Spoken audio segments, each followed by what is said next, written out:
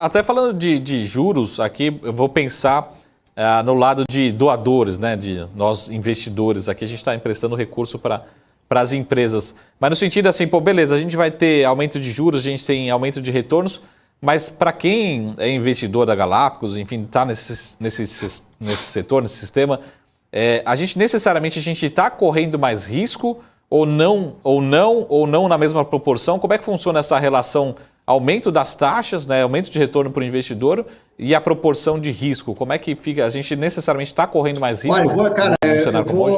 eu vou reforçar para você o que eu falei aqui. Eu acho que a gente é mais criterioso nesses momentos. Sim, então, sim. Todas as nossas operações, tudo que a gente faz, a gente se preocupa muito com o colateral, ou seja, a operação tem que ter garantia, tem que ter capacidade de pagamento, ela tem que sobreviver em detrimento de qualquer situação.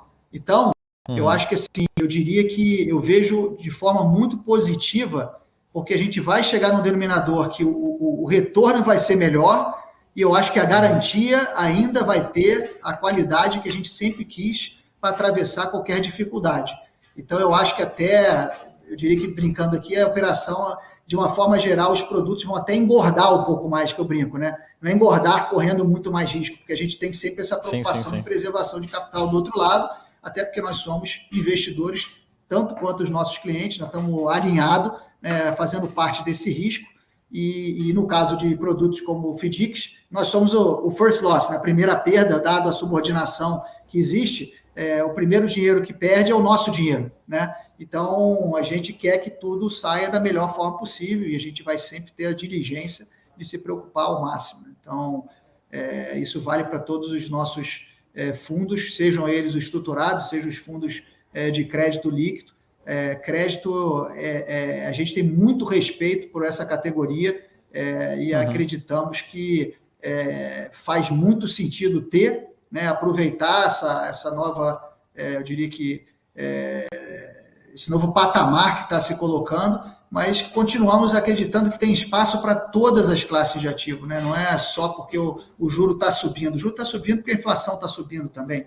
Então, é uma consequência natural, mas a gente acredita que a diversificação é a melhor forma de você mitigar risco, né? Que você tenha operações que sejam pulverizadas, que sejam muito bem estruturadas e que você consiga ter diversos produtos dentro do seu portfólio que te ajudam a equilibrar toda essa dinâmica de diversificação.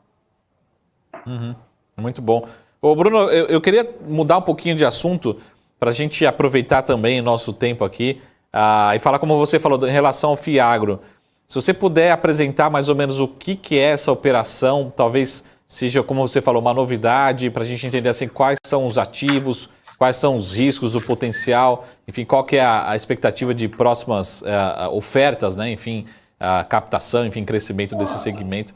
O Fiagro ele é uma réplica do que é o FII de CRIs, né? Na verdade, você está dando acesso a uma carteira de recebíveis do agronegócio, empacotando isso dentro de um produto que criou-se um benefício muito grande, né, do ponto de vista, assim como os fundos imobiliários, de isenção, etc.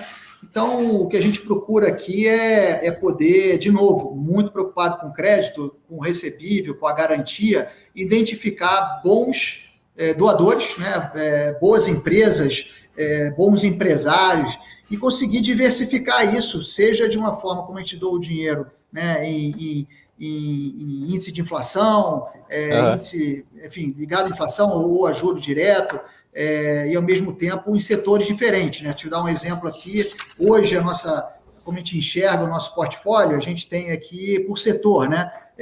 A gente tem uma parcela de grãos, uma parcela de laranja, uma parcela de cana-de-açúcar, uma parcela de proteína. Então, a gente tem uma diversificação que é não só setorial entre as diversas áreas do agronegócio, mas também temos uma diversificação geográfica, né? O Brasil é o país do agro, né? Então, você tem toda uma questão de que áreas que você consegue capturar cada um desses setores de uma forma melhor. Então, eu diria que assim, eu posso falar pouco do produto por conta dessa nossa dinâmica de estar buscando uma nova oferta, mas a gente está muito bem calibrado, muito bem diversificado. A ideia é ter uma carteira bem pulverizada, que você consiga capturar a diversificação em todas essas esferas que eu mencionei, ao mesmo tempo aproveitar essa dinâmica que a gente tem hoje do juros subindo, a inflação subindo e ter um componente de benefício de você ter uma operação que você vai estar lá, uma parte representativa atrelada à inflação mais uma taxa de juros e uma parcela CDI mais uma taxa de juros, conseguindo trazer um retorno, uma distribuição de renda bastante favorável para o investidor.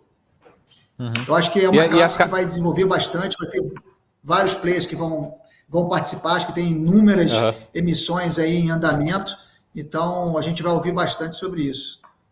Uhum.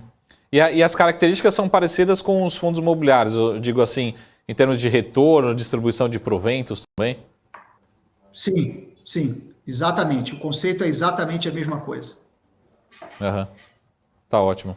Então, os fundos são listados, você tem a distribuição, os fundos são listados, você tem as distribuições periódicas, dependendo da característica de cada fundo, e, obviamente, o fundo sendo listado, ele tem o que é a composição do retorno, é a variação do que o fundo está ali na bolsa, né? Ao mesmo tempo, você tem a composição daquela carteira e quanto ela distribui rendimento. E só para a gente terminar aqui, acho que depois você me corrige se estiver faltando as caixinhas aqui, mas para a gente falar um pouquinho de internacional, né? Qual que é o foco do internacional? Assim, vocês têm alguma especialidade? Como é que vocês veem também dentro desse conversando pensando num portfólio de um investidor, né? Desde a parte ali de crédito, FDIC, né? Fundo imobiliário, também adicionando a parte internacional, fazendo acho que essa correlação meio que negativa, né? Essa diversificação do portfólio. Né? Não, ótimo. Eu acho muito importante, como eu te disse, a gente tem um pilar, né? E a gente nasceu com essa visão de mostrar a importância da internacionalização dentro dos nossos portfólios. Né? Eu acho que não é que o Brasil exauriu, né? Mas se você olha para o mercado de capitais aqui, dado o tamanho da nossa indústria, o tamanho da nossa liquidez, a gente tem um mercado de capitais relativamente, eu diria que pouco sofisticado ou limitado, né? O número de ações, o número de empresas disponíveis na Bolsa, essas empresas, qual o número de empresas disponíveis na categoria de crédito também, entre outros instrumentos, a gente acredita que a gente ainda tem muito caminho pela frente, acho que tem, enfim, um trabalho belíssimo sendo feito por vários entes do mercado, no sentido de trazer as oportunidades, mas eu acho que a gente precisa abrir o nosso horizonte e a questão da internacionalização não é apenas uma diversificação de moeda, que eu acho que a gente também aprendeu que faz parte e precisa ter, mas eu acho de acessar estratégias, setores e regiões que a gente não tem acesso aqui e que a gente tem uma capacidade de descorrelacionar bastante com o que a gente faz. Né? Você tem, por exemplo, tem commodities no mundo inteiro, então tem uma correlação, o Brasil é um país de commodities, então você tem, né, você pode operar moedas que se tem a mesma correlação de moeda, com commodities e vice-versa, você tem empresas que são exportadoras, então, mas além disso, você tem diversos outros setores que a gente não tem nenhuma representatividade aqui no nosso mercado. Né? No próprio setor de tecnologia mesmo, quantas coisas acontecem e estão transformando o mundo, e aqui na nossa bolsa, por exemplo, a gente tem pouquíssimas empresas, ou quase nenhuma empresa que realmente represente isso. Então, a internacionalização para a gente sempre foi algo muito importante. Primeiro, ser internacional, hoje, ser global, é uma necessidade. O mundo é interconectado, né? O Brasil hoje sofre com qualquer coisa que acontece no mundo. E estamos sofrendo, né? Com China, estamos sofrendo com o que acontece nos Estados Unidos, vamos sofrer com o que acontece na Europa. Então, a gente está interligado e vai fazer parte desse ecossistema. Então, ser global também tem a importância de você olhar para o que faz e faz mudar, de certa forma, a dinâmica dos nossos investimentos. Então, a empresa nasceu com esse DNA. A gente tem aqui na nossa equipe um número de pessoas que é extremamente relevante, que tem não só a experiência, mas a vivência fora do Brasil. A gente tem americano, a gente tem latino aqui dentro, a gente tem, enfim, pessoas que passaram grande parte da sua carreira nos Estados Unidos e na Europa. Eu mesmo fico baseado nos Estados Unidos, tocando uma parte da empresa nos Estados Unidos. Então, a gente, desde o nosso início, nossa fundação, como eu te disse, a gente vê a importância de ter o farol alto vindo de fora, entendendo o que acontece nas economias globais. a gente vê as oportunidades de investimento dentro das economias da forma mais diversa, e a gente quer cada vez mais mostrar para o investidor que tem boas oportunidades, isso que ajuda a descorrelacionar com a nossa dinâmica própria de Brasil. Então, vários dos nossos fundos, eles fazem basicamente isso, né? Identificar quais as classes de ativos para aquele determinado momento de mercado, por conta de um fundamento, a gente acha que é melhor estar do que estar em Brasil. Hoje a gente tem a posição, nos nossos fundos de macro, por exemplo, muito pequena ou praticamente zero em Brasil. E a gente vê alguma oportunidade lá fora.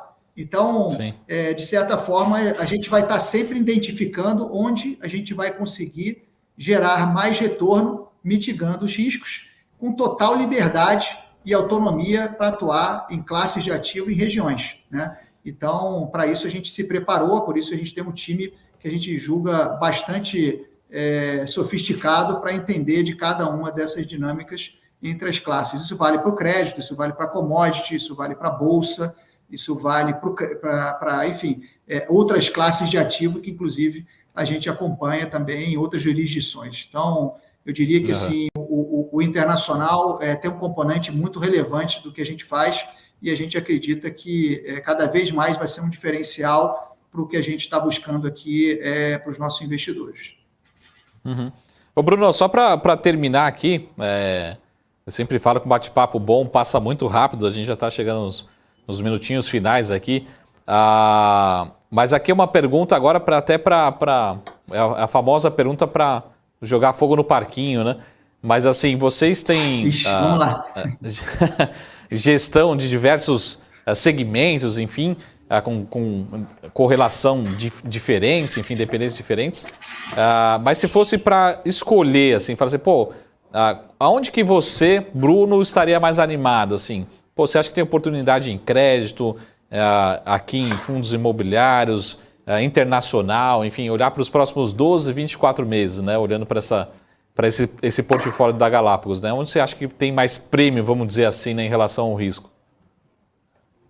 Essa pergunta, o Marcos, é a pergunta de $1 bilhão de dólares, eu vou dizer. Porque, assim, olha, a gente refletiu muito sobre isso desde a formação da empresa, né? A gente podia vamos lançar só o multimercado aqui, não vamos lançar o crédito, ou não vamos lançar o crédito, vamos lançar.